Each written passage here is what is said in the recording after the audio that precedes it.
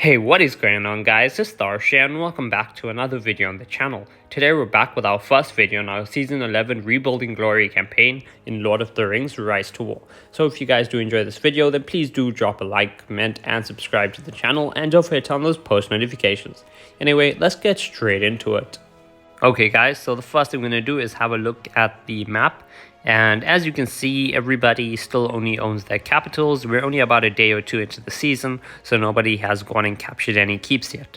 So obviously we are playing Lothlorien this season, so we're in the middle of the map, which, yeah, well, you know what that's like. Being in Lothlorien, you have enemies everywhere, to the north, the east, the south and the west.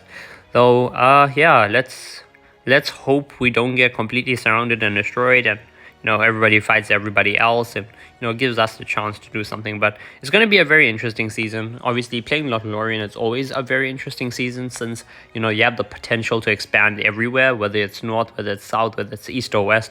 You are also really close to the rings, so we are right here by Dol Guldur, but whether we're going to be able to actually take it is a whole different story, because yeah, I mean, we have Isengard right there, Rohan right there. Arnor does threaten our west, though, hopefully we can ally with them or something. Then we have Gundabad and Angmar to the north, which, could come down south and cause some issues for us. And then you obviously have Erebor, Rune, Mordor and stuff, everybody else in the east that could push up against you. But yeah, it's definitely going to be a very interesting season, as playing Lothlorien always is. In terms of your progress, so we've actually finished the first two chapters. So we've done The Journey Begins, we've done In Search of Power. Sorry about that. We've done In Search of Power, and we're currently on Heroes Gather.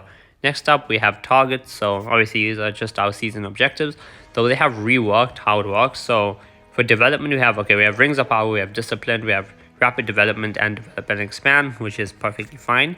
Teamwork is just Contribution ranking, which is alright, and then Fellowship ranking.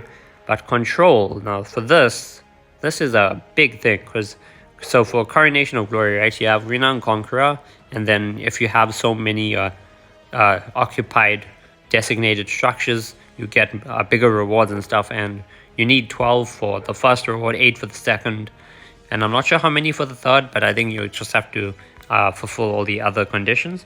But yeah, if you go to Regional Control, Occupied Dol Guldur, Factional Control, 1 out of 12, so that's basic. And then they have a designated structure list, though when I click on this, it doesn't actually do anything, but yeah. Anyway, let's go over to ranking, right, and show you guys kind of the balance of power of this server. So it's going to be an interesting one. So at number 1 we have Morg, and they're at nearly 700,000 power, and some of you guys may recognize this guy, Morgoth's Pride, led by Papa Nasty, and that's because we actually played with them back in Rings Season 8.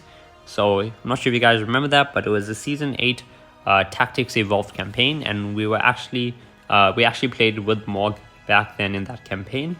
At number 2 we have Whip, which is yet by Bad Jurist. I don't think we've met them before, but they're at nearly 430,000 power.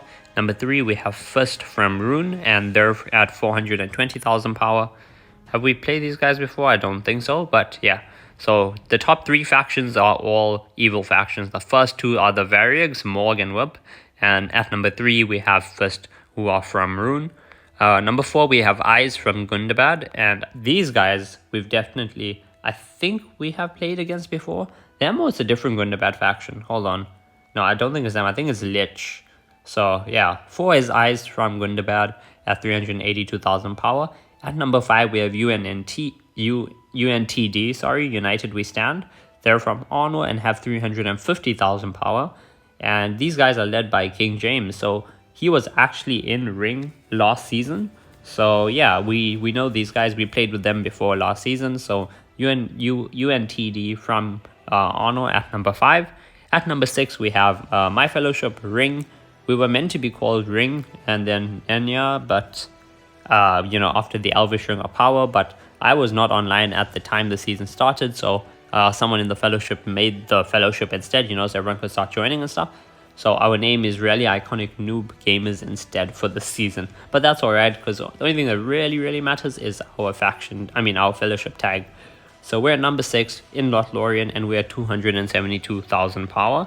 At number 7 we have Lich from Gundabad at 200,000 power. And these guys, I think, are they the ones we played before? Yeah, these guys are the ones I think that we played with before. I'm pretty sure it was also in our season 8. I'm pretty sure it was in our season 8 that we played with these guys from Lich before. I'm not 100% sure, so if someone wants to correct me down below in the comment section, whether you're in my fellowship and you remember this, or you were in the server at the time, or you are in Lich, let me know down below in the comment section, because I'm not sure if I'm remembering this correctly. Anyway, at number 8 we have FTOP, free to play, from Arno at 190,000. At number 9 we have Gondor. Finally, we have Swan from Gondor. What is the name? Knights of Gondor? Oh, okay, yeah.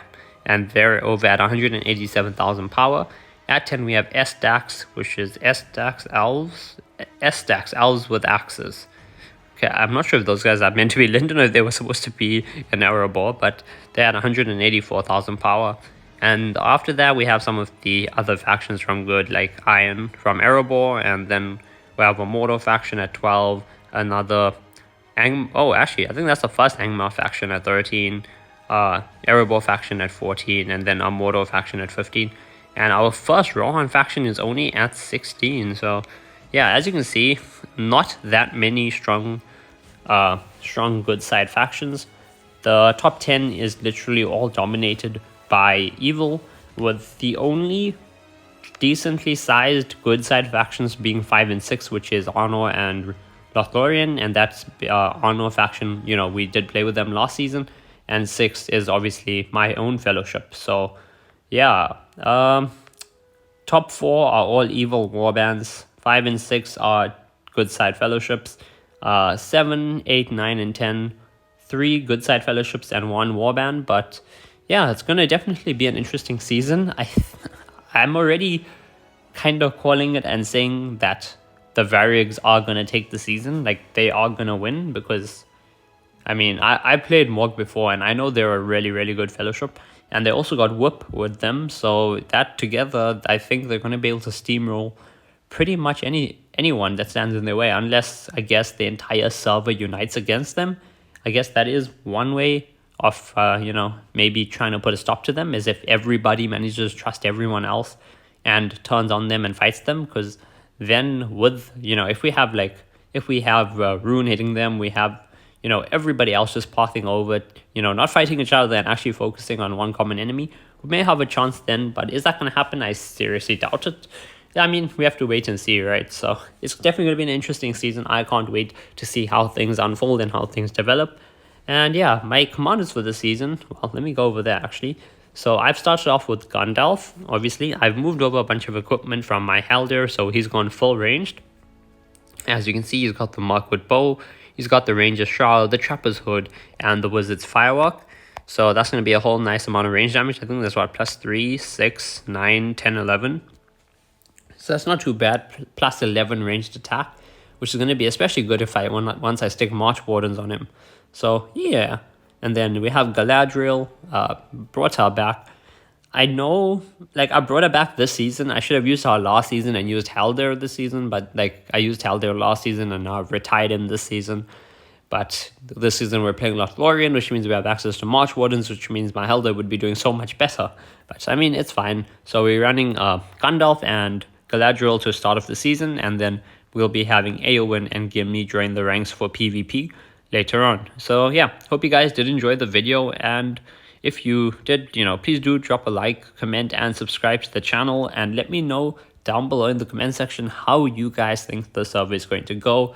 Are you guys interested to see how everything unfolds, who's going to come out on top, and who do you think is going to win the server? Who do you think is going to go here and win the ring, get to Dol Guldur and claim it and defend it against all comers? So yeah, anyway, I hope you guys enjoyed, and I'll see you guys next time.